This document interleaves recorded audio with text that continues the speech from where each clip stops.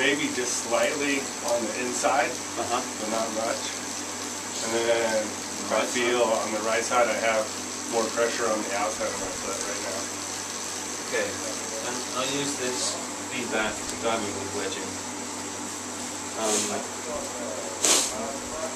We've certainly made it pretty close here, but we might have got too much on that side. He's feeling a little bit more pressure under the first met. But that can also be, I'm not used to feeling anything under the first met, now I am feeling something. So I'll usually let the rider pedal away for a bit, and if he still feels that in 10 minutes, I might change it. But on this side, he's still feeling like he's loading the outside of the foot. It's a good indication that we need another wedge. So sometimes we have a lot of forefoot tilt. It actually makes it feel more loaded on the outside if we don't use enough. So the foot's like this, we use a bit of tilt, but it's not enough.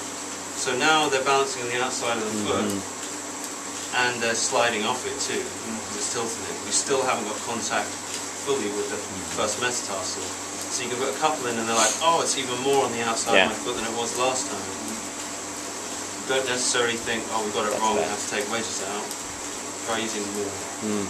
And then they might start to get that. To summarize, I've used like 8 wedges. Okay.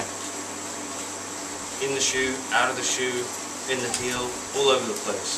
Because they've got so much pronation in the foot. So, like with most of these things, just because it's not normal, doesn't mean it's not right for that rider.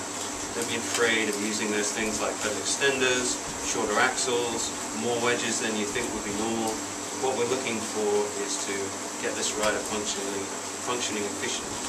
And if he's already had a few bike fits and still not got a satisfactory answer, it's probably because you haven't looked to the edge of the adjustment. You haven't gone far enough to the right. So some people may have made it a little bit better each time, but everyone seems to be afraid of doing everything that's needed.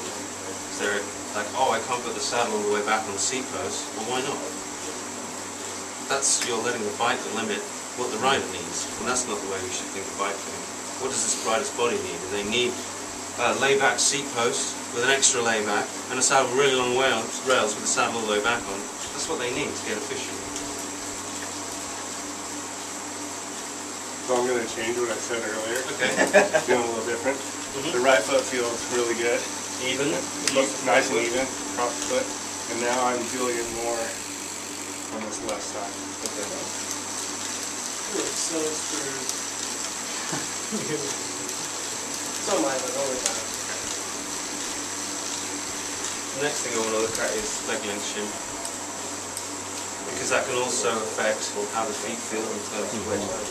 So I think we set it at a good starting point. It's changed a little. It's probably changed because we need to deal with leg length. So that's your next step. Look at doing another one alternating so it gives them a Now we shim. want to look at saddle height, and we'll go through a protocol to find out which leg is reaching now. I'm just going to use the restroom.